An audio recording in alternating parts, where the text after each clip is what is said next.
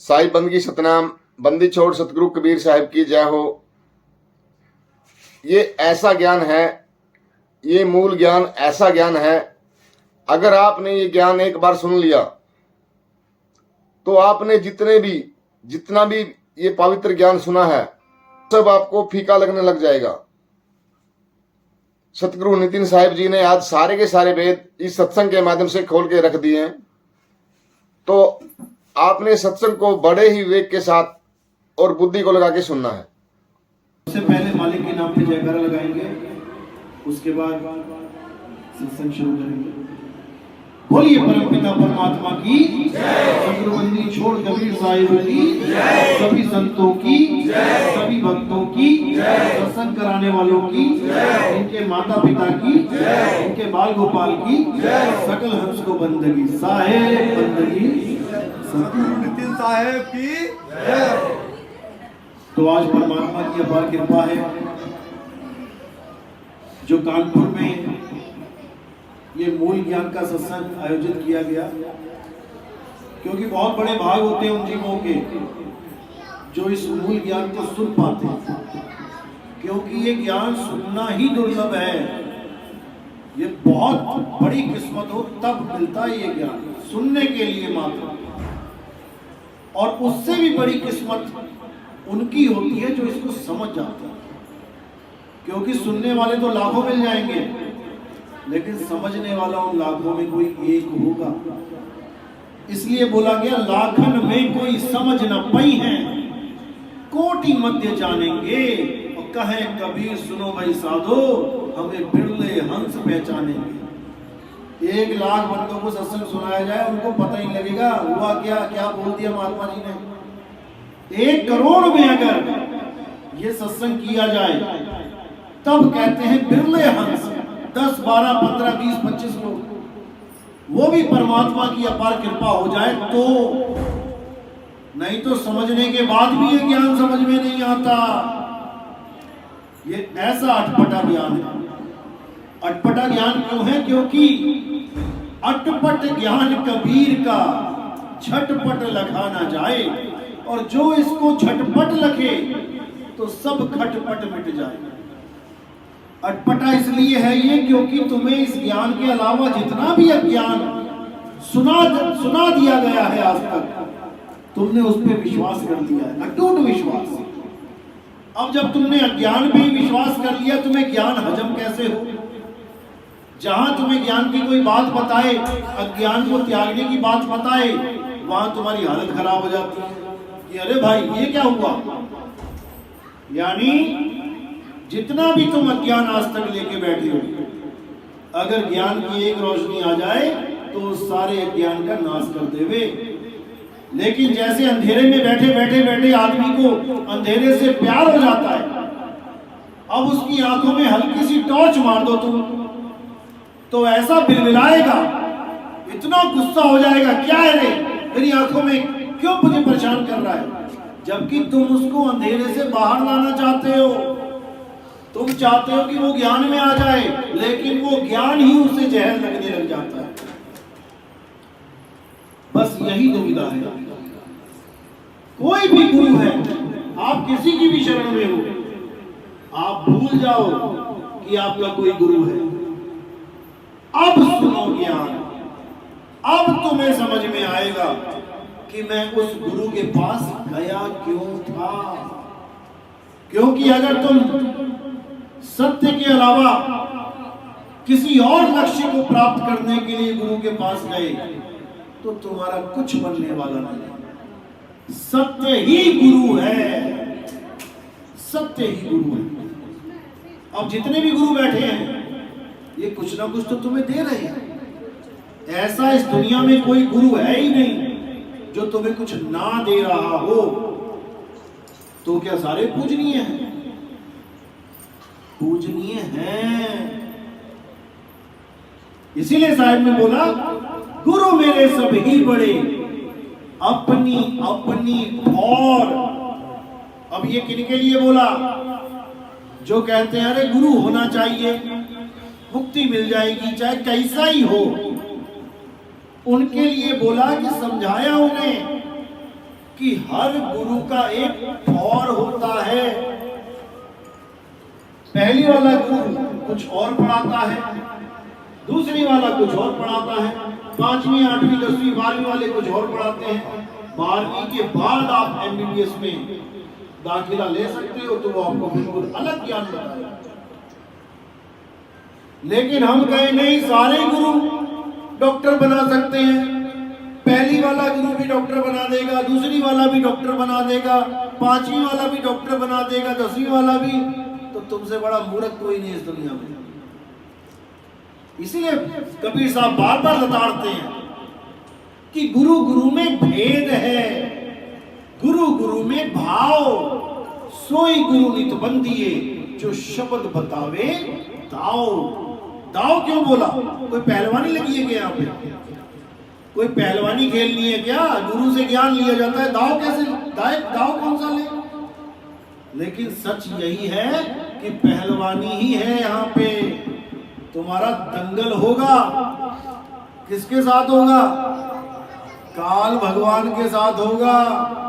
मृत्यु के साथ तुम्हारा मल्ल युद्ध होगा और वहां पर कोई गुरु बीच में नहीं आ पाएगा, तुम और तुम्हारी मौत। अब देखते हैं क्या करते हो। बड़े बड़े धुरंधर घुटनों पे आ जाते हैं मौत का विकराल रूप देख के। अब वहां पर कौन सा गुरु बचाएगा? शब्द गुरु। देही गुरु नहीं बचाएगा, भूल जाना इस बात को। इसीलिए बोला शब्द गुरु सुरत धुम चेला। सुरत उसका चेला है, किसका? शब्द गुरु का। लेकिन शब्द गुरु का भेद कौन बताए? सारे तो देही गुरु में फंसे पड़े हैं। तो साहिब क्या कह रहे हैं? अरे गुरु को देही जानते तो नर कहिए अंध, और रहे दुखी संसार में आगे जम के फंद। जो गुरु को देही मान के बैठे हैं। गुरु जी कौन है? ये है हमारे गुरु जी, फोटो लगी हुई है किसी गुरु की। अरे भाई ये तुम्हारा गुरु कैसे हो गया? ये तो गुरु का शरीर है। जैसे मैं कुर्ता टांग जाऊं, यहाँ पे कोई कहे नितिन दास ये लटका है नितिन दास। अरे भाई नितिन दास का कुर्ता है ये, नितिन दास नहीं है। ये जितने भी शरीरों की पूजा हो रही है इस संसार में, ये सब शरीर हैं, ये आत्मा नहीं है। इन शरीरों को चलाने वाली जो आत्मा है उसके बारे में कोई जानता ही नहीं। कृष्ण जी की पूजा कर रहे हैं, किसकी कर रहे हैं? कृष्ण जी के शरीर की। और जो कृष्ण जी है वो कौन है? वो तुम्हें सपने में भी नहीं पता लग सकता। राम जी की पूजा हो रही है, लेकिन किसकी कर रहे हो? राम जी के शरीर की। तो राम जी कौन है? कभी सपने में भी नहीं जान सकते कि राम जी कौन है। पूजा तो बहुत दूर की बात है। इसी प्रकार ये जितने भी शरीर हैं, ये क्या है? ये 10 इंद्रियों का बंडल है। जैसे कार क्या है? बहुत सारे पार्ट्स का जोड़ है। लाइट है, टायर है, इंजन है, दरवाजे है, खिड़की है, कांच है, सारी मिला के कार है। सारे पार्ट्स खोल के बिछा दो, अब उसमें कार ढूंढो कहां है? सारे पार्ट्स नट बोल्ट खोल के बिछा दो पूरी गाड़ी, अब उसमें कार ढूंढो कौन सी है कार? तुम कार कभी जीवन में नहीं ढूंढ पाओगे। इसी प्रकार 10 इंद्रियां होती हैं। 5 कर्म इंद्रियां, 5 ज्ञान इंद्रियां। जिनसे हमें ज्ञान होता है वो ज्ञान इंद्रियां, और जिनसे हम कर्म करते हैं वो कर्म इंद्रियां। अब 10 इंद्रियां अलग अलग खूंटी पे टांग दो। कौन कौन सी इंद्रियां होती हैं? 5 कर्म इंद्रियां। कौन कौन सी? हाथ कर्म करते हैं, पैर, मुख बोल के कर्म करते हैं, लिंग, गुदा, ये 5 कर्म इंद्रियां। 5 ज्ञान इंद्रियां कौन सी हैं? आंख, जिससे हमें ज्ञान होता है। ये मामा बैठा है, ये चाचा बैठा है, कैसे? देख के ज्ञान हुआ। ये लाल है, ये काला है, कैसे? देख के ज्ञान हुआ। कान, ये बिल्ली म्याऊं म्याऊं कर रही है कि कुत्ता भौंक रहा है, हमारा गेट बजा या पड़ोसी का बजा, इससे पता लगता है। ये इंद्री है। उसके बाद जीभ, खट्टा है, मीठा है, कड़वा है, चटपटा है, जीभ एक इंद्री है। उसके बाद नाक, बदबू आ रही है, खुशबू आ रही है, ये नाक से पता लगता है। और त्वचा, हाथ लगा के देखते हैं ना दूध कितना गर्म, हाथ ही तो लगाया, पता कैसे लग गया दूध कितना गर्म है? क्योंकि इंद्री से ब्रेन को सीधे मैसेज जाता है न्यूरॉन्स के थ्रू कि इतना गर्म है, हाथ पीछे करने की जरूरत नहीं है। और जब ज्यादा गर्म हो एकदम बैक मारता है। कैसे पता लगा? त्वचा से, इंद्रियों से।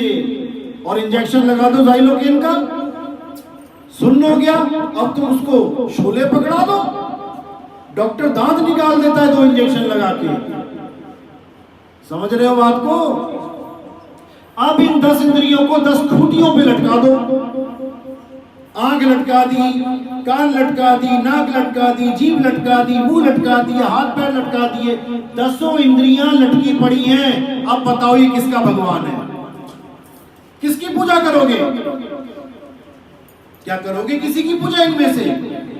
लेकिन इसी 10 का बंडल बना दो, अब कौन बन गया? अब कबीर साहब भी बन गए, अब राम जी भी बन गए, अब हनुमान जी भी बन गए, अब सारे सब बन गए। अब तुम उसकी पूजा कर रहे हो। अब किसकी करी? की। अब भी तुमने आंख ही पूजी, अब भी तुमने नाक ही पूजी, अभी भी तुम मुंह ही पूज रहे हो। अलग अलग कर दी तो तुम्हारा भगवान नहीं है, इकट्ठा नट बोल्ट जोड़ दिया तुम्हारा भगवान बन गया? नहीं बना।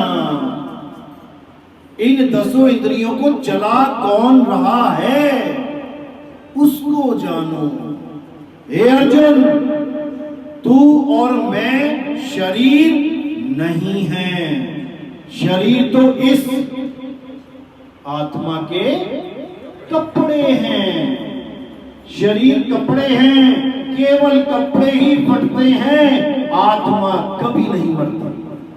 शरीरों के मारे जाने पर भी आत्मा का कभी नाश नहीं होता। ऐसा कोई समय नहीं था जब मैं, तुम या ये सारे राजा महाराजा नहीं थे, और ऐसा कोई समय नहीं होगा जब मैं, तू और ये सारे राजा महाराजा नहीं होंगे।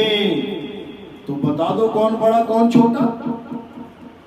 जब ऐसा कोई समय नहीं था जब ये नहीं थे, और ऐसा कोई समय नहीं होगा जब ये नहीं होंगे, तो कौन बड़ा कौन छोटा? किसने किसको मारा? हे अर्जुन, जो ये सोचता है कि आत्मा किसी को मारती है या किसी के द्वारा मारी जाती है, वो दोनों अज्ञानी हैं। आत्मा ना तो कभी किसी को मारता है, ना किसी के द्वारा मारा जाता है। मरने वाला कौन है? हे अर्जुन, शरीरों की मृत्यु होती है और हम तुम शरीर हैं नहीं। तो राम ने कैसे रावण को मारा? क्या किया राम ने फिर? केवल कपड़े फाड़े। किसके? रावण की आत्मा के। कृष्ण जी ने कंस को मारा, केवल कपड़े फाड़े, कंस की आत्मा की। इसी प्रकार ऐसा कोई समय नहीं था जब ये राजा महाराजा नहीं थे, तो कौन से स्वरूप का जिक्र हो रहा है? आत्म स्वरूप का। नहीं तो बता दो सतयुग में कहां थे ये जितने राजा महाराजा खड़े हैं? नकुल, सहदेव, धृतराष्ट्र, ये सब कहां थे? ये द्रोणाचार्य कहां है त्रेता में? ये देह रूप की बात नहीं चल रही है, ये आत्म स्वरूप की बात चल रही है। हमने कृष्ण जी को कपड़ा मान लिया है। कृष्ण जी की आंखें, कृष्ण जी के नाक, कृष्ण जी के बाल घुंघराले, किसको देख रहे हैं? कपड़ों को। लेकिन कृष्ण जी क्या हैं, कृष्ण जी कौन हैं, ये हमें सपने में भी नहीं पता लग सकता। जैसे कबीर साहब ने बोला है, गुरु पशु वेद पशु नारी पुरुष विचार, ते नर नरक को जाएंगे जब लग ससी दिलकार। यानी जो वेद पशु, गुरु पशु, जो सोचते हैं किताबें पढ़ के मुक्ति हो जाएगी, वो है वेद पशु, जिसको बोला पोथी पढ़ पढ़ जग मुआ और भयो न पंडित हुए, एक आखर पीव का पढ़े सो पंडित हुए। तो एक तो हो गया वेद पशु, एक गुरु पशु। गुरु पशु कौन है? जिसने गुरु धारण कर लिया, अब उसको कोई समझाए भी कि ये गुरु जी का ज्ञान अधूरा, वो क्या कहता, भाई देख मैंने तो गुरु बना लिया, अब मैं इसको नहीं छोड़ सकता, भले नरकों में ले जाए। तो भैया वो नरकों में ही ले जाएगा। ये वो बात हो गई। हाँ, मेरे पापा ने मेरा एडमिशन कराया था कि मैं डॉक्टर बन जाऊं, लेकिन उन्होंने पहली क्लास में एडमिशन करा दिया, भैया मैं गुरु नहीं बदलूंगा, मैं तो पहली में रहूंगा, भले ही मुझे डॉक्टर ना बनाए। तो पापा क्या करेंगे पता है? मारेंगे तुम्हारे कान पे कि तुम्हें पहले गुरु के पास थोड़ी नहीं भेजा था मैंने कि हमेशा यही रहे। पहला गुरु तो माध्यम था ताकि तुम अपना कोर्स पूरा करो, दूसरे क्लास के गुरु के पास जाओ, वहां पूरा किया, 5वीं तक गए, 10वीं तक गए, 12वीं तक गए, तब जाके 13वीं में एडमिशन होगा। लेकिन हमें समझ में नहीं आ रही, हमें वही गुरु अच्छे लग रहे हैं जिन्होंने हमें अज्ञान परोस दिया। तो जैसे आप अपने माँ बाप के साथ रहते हैं और ये सोचते हैं मैं मम्मी को बहुत प्यार करती हूँ, बहुत ज्यादा, मैं पापा को बहुत प्यार करती हूँ, बहुत ज्यादा। कितना प्यार करती हूँ पता है? जब तक वो आत्मा शरीर से बैठी है। जिस दिन आत्मा निकल गई, तुम कितना ही प्यार क्यों ना करती हो, तुम उठा के उसको कहां रख दोगी? आग पे। और जब तक आत्मा है, कभी माचिस भी लगा के दिखाना मम्मी को, लगा दोगी तुम? नहीं लगा सकती। तो तुम मम्मी से प्यार नहीं करती, वरना रखती ना कभी आग पे। लेकिन अब तुम्हें एक चीज पता लग चुकी, आग पे क्यों रखा गया? क्योंकि तुम्हें किसी ने बोल दिया कि तुम्हारी मम्मी तुम्हें छोड़ के चली गई।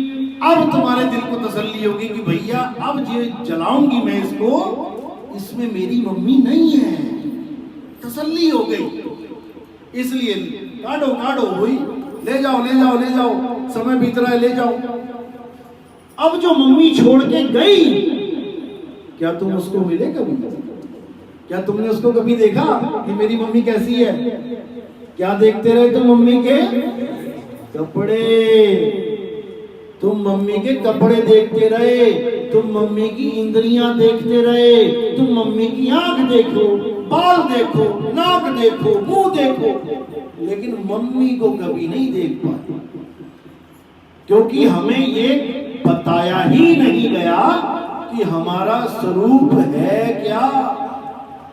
हमें तो आदमी और औरत बना दिया गया, तू लड़का तू लड़की, तू बोलेगा गाह है, तू बोलेगी घी है, मैं खाऊंगा मैं खाऊंगी, और लड़की बोलने जाए मैं खाऊंगा, अरे तू लड़की है, खाऊंगी बोला कर।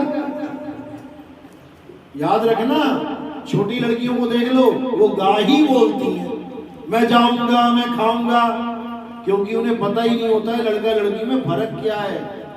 लेकिन जब उनको समझ में आने लग जाता भाई मैं तो लड़की हूं, तब आ जाती है पटरी पे, खाऊंगी पीऊंगी नहाऊंगी जाऊंगी, सारी उम्र नहीं छूटता फिर ये।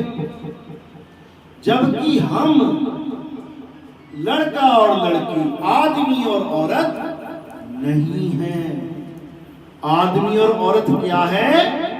शरीर, यानी कपड़े।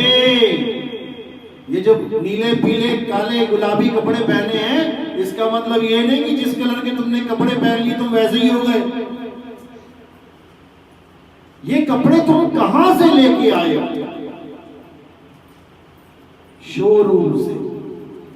शोरूम में गए थे सफेद पहन के, वो उतार के बैग में डाल दिए, काले काले कपड़े पहन के आ गए। अब तुम गोरे थे, तुम काले हो गए।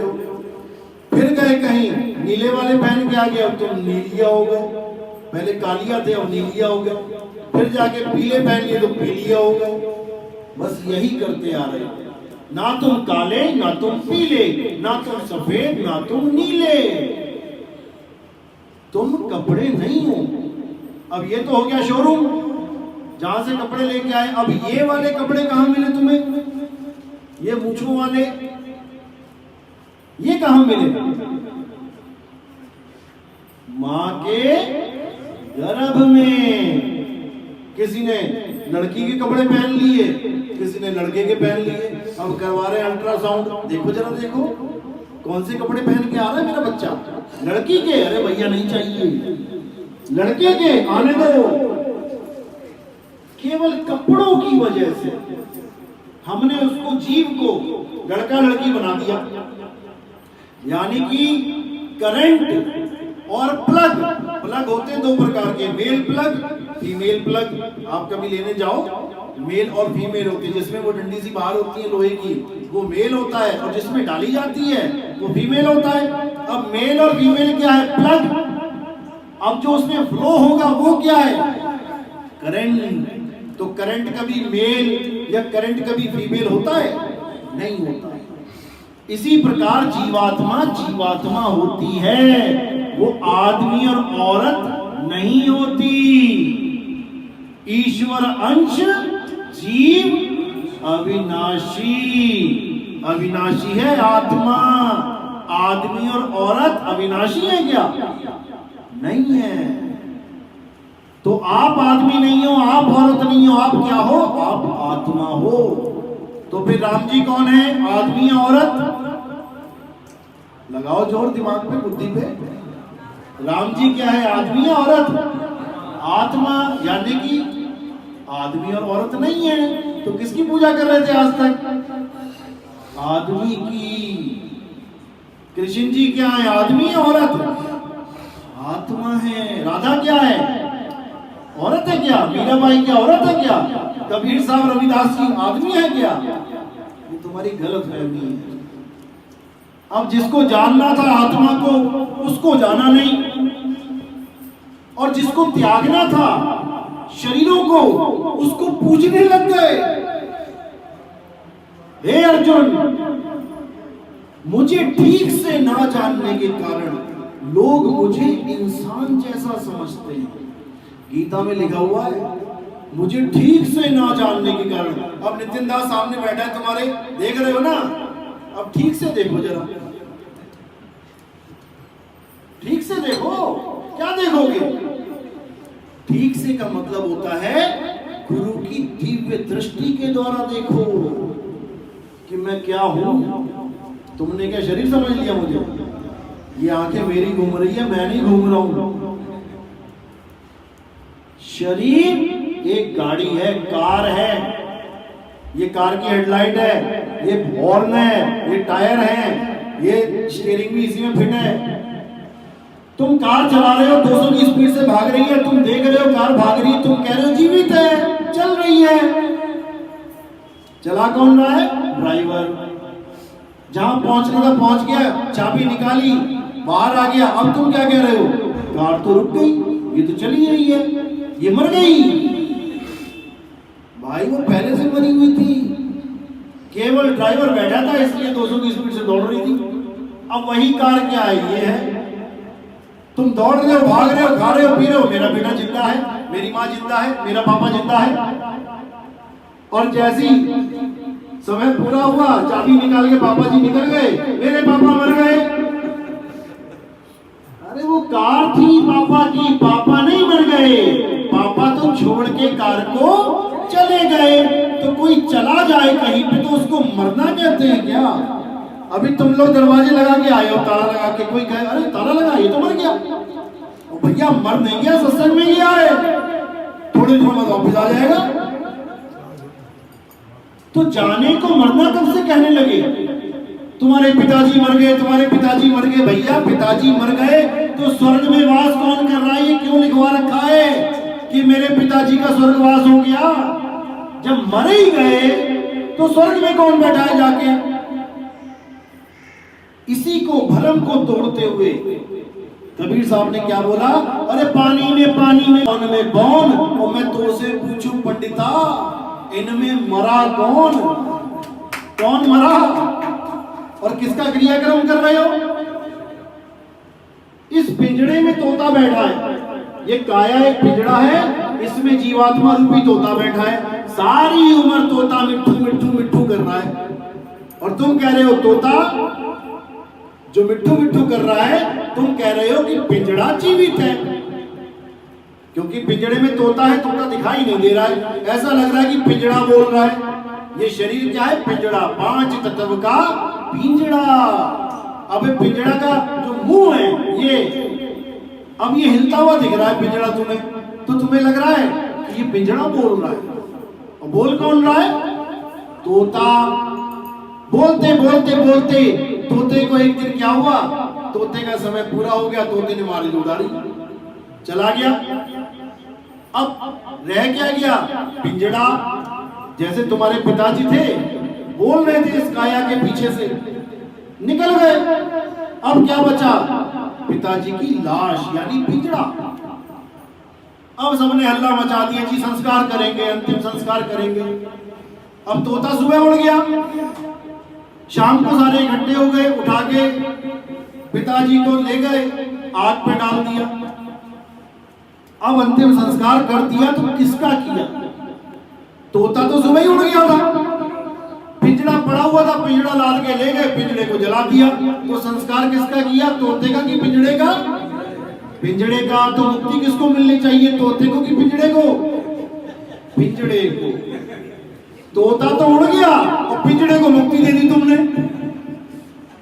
दिक्कत यही है, या तो तोते को पकड़ के लेके आओ कि भैया चल तेरा संस्कार करना है, तोता तो निकल गया, कोई पकड़ ना पाया उसे, और पीछे पिंजड़े को कह रहे हैं कि पिंजड़े का संस्कार नहीं किया तो पिंजड़ा भूत बन के घूमेगा। कमाल कर दी तुमने। यही भरम भूत सकल जग खाया, बीजक की वाणी कि ये ऐसा भ्रमित हो गया ये जीव कि ये सोच ही नहीं सकता कि मेरा स्वरूप क्या है। इसीलिए अर्जुन को इतना समझाया गया, अर्जुन तू भीष्म पिता को चाहकर भी नहीं मार सकता, तू द्रोणाचार्य को चाहकर भी नहीं मार सकता, तेरे ना मारने पर भी इनके शरीर एक दिन मर जाएंगे, लेकिन फिर तेरा यश नहीं होगा, लोग तुझे याद नहीं करेंगे कि तूने धर्म के नाम पे युद्ध किया था, मर तो उन्होंने वैसे भी जाना है। इसलिए हे अर्जुन, शस्त्र उठा और इनके शरीरों का नाश कर।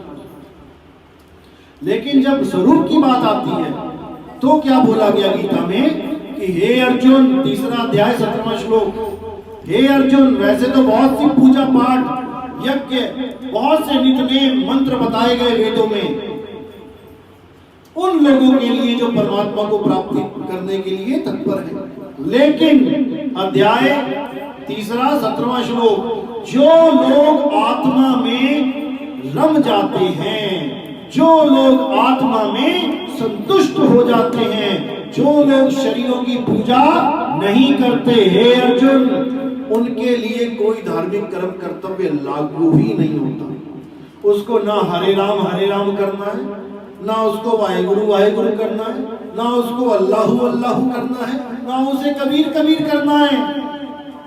वो केवल अपनी आत्मा को जाने, और कैसे जानेगा?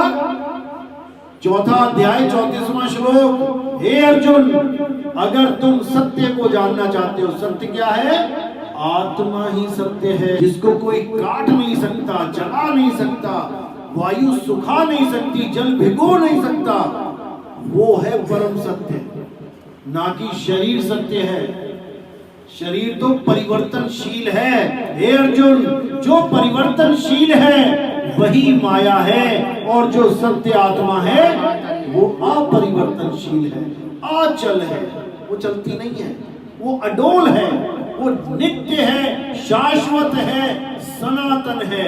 आत्मा की पूजा करने वाले ही सनातन धर्म के वंशज हैं, और जो शरीरों को पूजते हैं वो सनातन नहीं है, क्योंकि वो उसको परम मान बैठते हैं जो पैदा होता है, जिसका नाश होगा, जो बदल जाता है। देखो शरीर बदलना कि नहीं? जब पैदा हुए थे कबीर जी, राम जी, हनुमान जी जितने भी हैं वो छोटे से, देखो कबीर साहब की भी छोटी सी फोटो है, भले वो प्रकट हुए लेकिन फोटो तो बच्चे वाली है ना, और देखते देखते देखते दाढ़ी आ गई, सफेद हो गई, तो क्या वो पूजनीय रहे? नहीं रहे।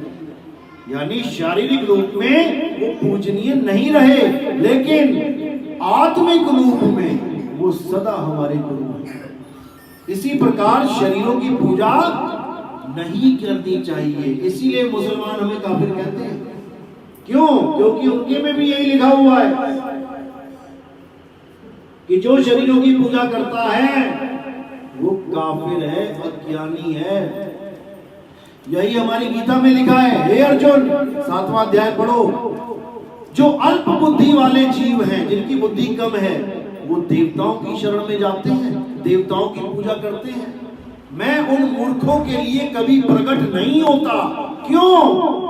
क्योंकि हे अर्जुन, देवताओं की पूजा करने वाले देवलोक को जाते हैं, पितरों की पूजा करने वाले पितरलोक को जाते हैं, भूत प्रेतों की पूजा करने वाले भूतों में जन्म लेते हैं। लेकिन जो मेरे असली तत्व ज्ञान को जानते हैं, यानी जो मुझे तत्व रूप में जानते हैं कि मैं क्या हूं, केवल वही मेरे परम धाम को पहुंचते हैं।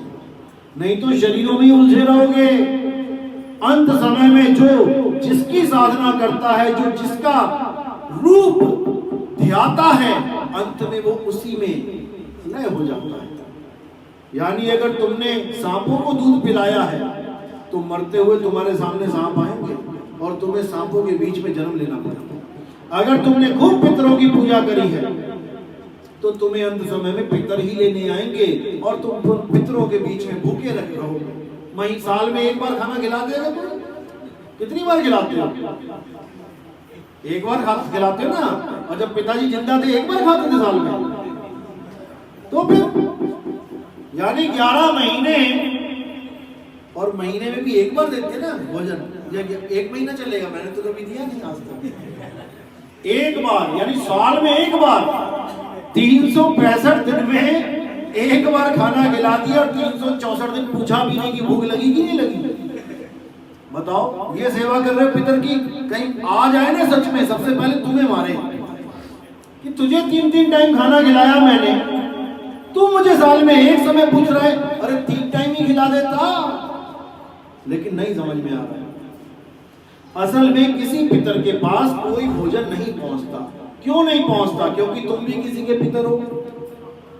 तुम भी कहीं मर के आए हो, 10 बार मर लिए तुम किसी के अलग अलग घरों में। अब तुम्हारी भी फोटो बलक जाएगी, वहां पे 10 पीढ़ियां गुजर गई, अब तुम भी उसी के पितर हो। अब वो खूब खिला रहा है। क्या ऐसा दिन आया कि तुमने कुछ खाया ना हो और मुंह में एकदम खीर का स्वाद आ गया, मीठा मीठा, और पेट भी भर गया? भाई कभी ऐसा हुआ हो तो बता दो। तुम भी तो पितर हो किसी के, कहीं ना कहीं मर के ही आए हो कि आज पहली बार टपक गए आसमान से। हे अर्जुन, हर शरीर में से हर जीव को निकलना पड़ता है और निकलते ही दूसरा देह धारण करनी पड़ती है। तो कितनी देह छोड़ के आए हो तुम? किसी ना किसी के तो पितर तुम भी हो। जब तुम्हारे पेट में नहीं जा रहा तो तुम किसी के पेट में कैसे डालोगे? नहीं डाल सकते। इसी भ्रम से निकलना है भाई। अगर पितर लोक में खाना नहीं मिलता, उनको यहां तक आना पड़ता है खाना खाने के लिए, तो क्या करना है ऐसा लोग? क्या करें ऐसे लोग का अचार डालें? क्या कमाल कर दी। तो इसी भ्रम जाल को तोड़ना है और केवल एक ही चीज है इस दुनिया में। हे अर्जुन, तत्वदर्शियों ने 2 प्रकार के तत्वों का वर्णन किया है। एक असत तत्व, एक सत तत्व। सत तत्व तो अर्जुन आत्मा है। आत्मा को छोड़ के कुछ भी है वो असत तत्व है। वो चाहे शरीर है, चाहे प्रकृति है, चाहे मन माया, 3 गुण, 5 तत्व हैं, वो सब असत्य है। इसलिए हमें असत्य को छोड़ के सत्य को धारण करना चाहिए। यानी हमें आत्मज्ञानी बनना चाहिए। यही कबीर साहब समझा रहे हैं। आत्मज्ञान बिना नर भटके, कभी काबा कभी काशी। काबा कौन दौड़ रहा है? जो निराकार मानते हैं परमात्मा को। और काशी में कौन दौड़ रहे हैं? जो साकार मान रहे हैं परमात्मा को। क्योंकि 2 ताकतें हैं, साकार और निराकार। तो साहिब क्या कह रहे हैं? अरे निर्गुण सरगुण द्वंद्व पसारा, और दोनों पड़ गए काल की धारा। दोनों ही बर्बाद हो गए। तो दादू जी क्या बोले? कोई निर्गुण में रीझ रहा और कोई सरगुण ठहराए। अरे अटपट चाल कबीर की, मुंह से कहीं ना जाए। मैं क्या बताऊं उनकी महिमा, ना सरगुण ना निर्गुण, साकार कहो तो है नहीं और निराकार भी नहीं। सरगुण निर्गुण दोनों से न्यारा, जानेगा कोई जान न हारा। साकार है निर्गुण, साकार है सरगुण, ये जो काया है साकार है, और निर्गुण क्या है, ये सामने निर्गुण दिखाई दे रहा है, क्या आकाश तत्व, इसी से सब कुछ हो रहा है ब्रह्म, इसी में लीन होते हैं सारे ब्रह्मलीन, यानी पानी और बर्फ। अब पानी को बर्फ बोलो या बर्फ को पानी बोलो, एक ही बात है। यानी तुम साकार बोलो चाहे निराकार बोलो, एक ही बात है। अब इन निराकार और साकार को चला कौन रहा है, किसकी वजह से ये निराकार और साकार खड़े हैं, उसको जानो। वो है आत्म ज्ञान, ब्रह्म ज्ञान नहीं। लोग ब्रह्म ज्ञान के परमात्मा का ज्ञान मान के बैठ गए। 3 प्रकार के ज्ञान हैं, वैसे तो 4 प्रकार के होते हैं। माया का भी ज्ञान है, क्योंकि मायावी ज्ञान बहुत है दुनिया में। अगरबत्ती लगाओ, धूप लगाओ, यही सत्य है। हाँ ठीक है, हमारे यहाँ भी अगरबत्ती जलती है, लेकिन महिमा किसकी है, आत्मा। आत्मा के लिए अगरबत्ती लगा रहे हो, बहुत अच्छी बात है, उसको चाहिए नहीं, तुम्हारे भाव है, कोई बात नहीं। तुम शरीर के लिए अगरबत्ती लगा रहे हो तो तुम अज्ञान में फंस गए भाई। तो इसी को बोला कि निर्गुण सरगुण द्वंद्व पसारा, दोनों झगड़ा कर रहे हैं आपस में। आज हिंदू मुसलमान क्यों लड़ रहे हैं, दोनों को पता है कि हम अपने अपने भगवानों की पूजा कर रहे हैं, लेकिन साबित करने में लगे हैं मुसलमान कि वो निराकार है, और हिंदू साबित करने में लग रहा है कि वो साकार है। झगड़ा यही है।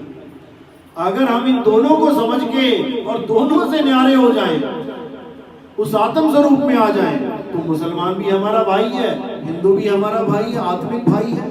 क्या मुसलमानों में आत्मा नहीं होती, क्या उन पे गीता का ज्ञान लागू नहीं होता, सब पे होता है। ऐसा कोई जीव नहीं है इस दुनिया में जो आत्मा नहीं हो सकता, सब आत्मा में लीन हो सकते हैं। कौन होगा, जीव ही होगा। इसीलिए बोला बहुबंधन में बांधिया एक बेचारा जीव, और केवल छूटे आपने जो न छुड़ाए पीव। जब तक वो आत्म ज्ञान को प्राप्त नहीं हुआ वो छूट नहीं सकता। इसीलिए बार बार कबीर साहब यही समझाते हैं कि माया का ज्ञान सबसे नीचे लेवल का ज्ञान होता है, होता वो ज्ञान ही है।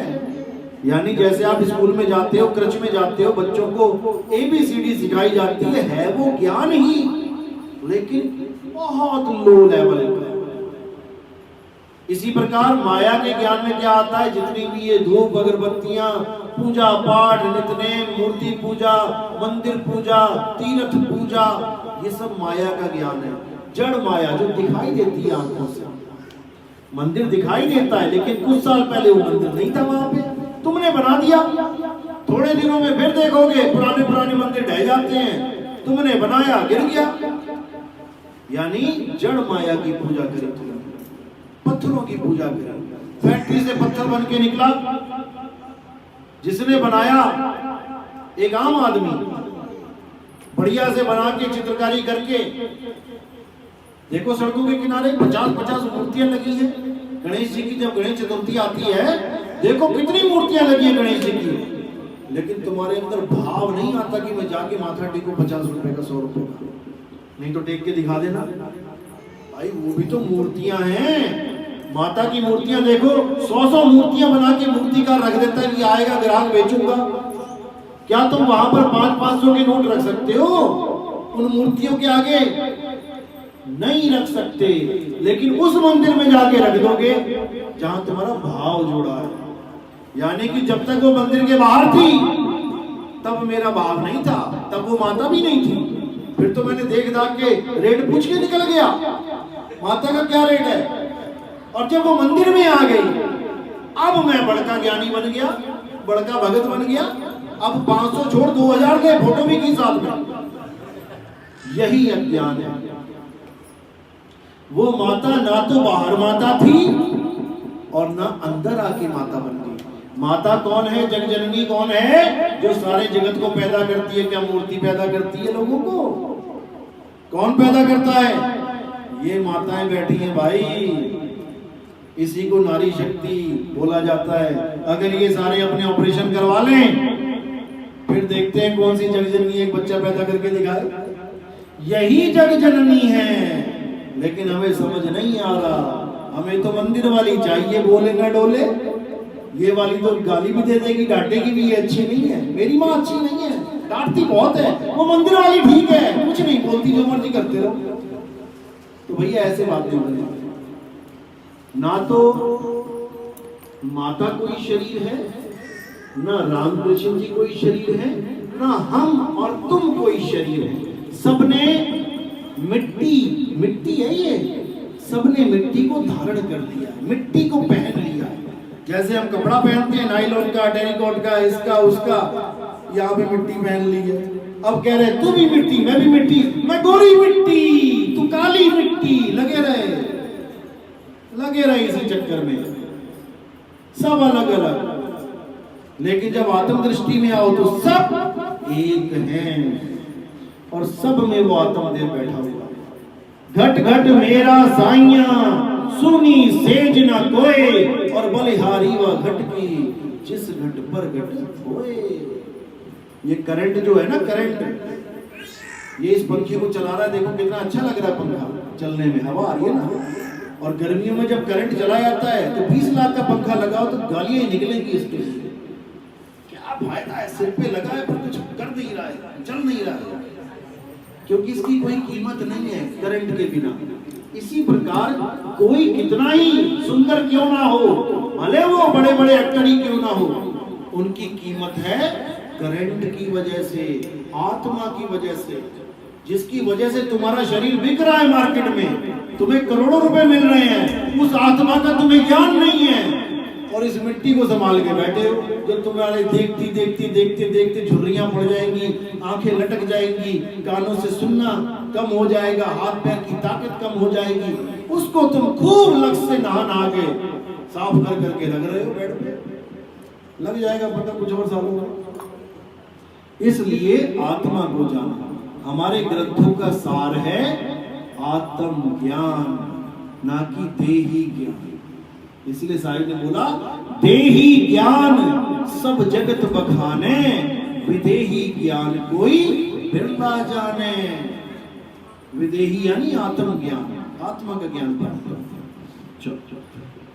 तो आज का सत्संग अभी समाप्त तो नहीं करेंगे, किसी का कोई सवाल हो, वैसे तो देखते हैं इंटेलिजेंट कितने बंदे यहाँ पे, किस किस को मेरी बात समझ में आई वो हाथ खड़े करो, किस किस को मेरी बात समझ में आई वो हाथ, केवल वही हाथ खड़े करना, वो ना हो कि 20 लोगों के साथ जिसको नहीं भी आता सवाल वो भी क्या चल कर देते हैं, कौन पूछ रहा है।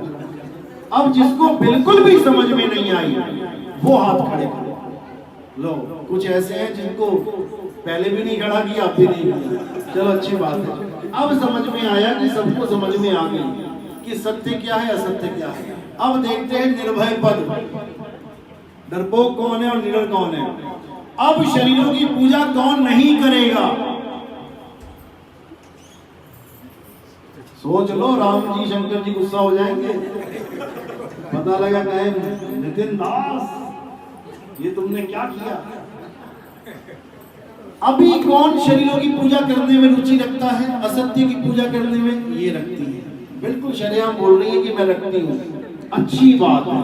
इसके लिए क्या बोला गया गीता में ये भी समझ लो। हे अर्जुन, आत्म ज्ञान एक ऐसा ज्ञान है जिसको सुनने के बाद भी कोई समझ नहीं सकता जल्दी, लेकिन उन लोगों को भी हमें उन रीति रिवाजों में ही रहने देना चाहिए जो वो भगवान की प्राप्ति के लिए पहले कर रहे थे, यानी अपने मन के आचरण को जग जाहिर कर रहे थे। जैसे वो पूजा करना चाहते थे उनको वैसे ही करते रहने देना चाहिए। क्यों? हालांकि ये भी बोला कि देवताओं की पूजा करने वाले मंद बुद्धि लोग हैं, लेकिन ये भी बोला कि मैं ही उन लोगों की श्रद्धा और मजबूत कर देता हूं जो देवी देवताओं को पूजना चाहते हैं। क्यों? क्योंकि 100 गुना अच्छा है कि कहीं बाहर जाके निंदा चुगली करे, कोई दारू मीट मांस मच्छी खाएं, उससे लाख गुना अच्छा है कि भोले शंकर की पूजा करे, राम जी की पूजा करे, हनुमान जी की पूजा करे, देवताओं की पूजा करे, क्योंकि लक्ष्य तो आपका भी परमात्मा ही है। लेकिन केवल सही तरीके से पूजा ना करने के कारण आप वो चीजें कर रहे हो जो आप कर रहे हो।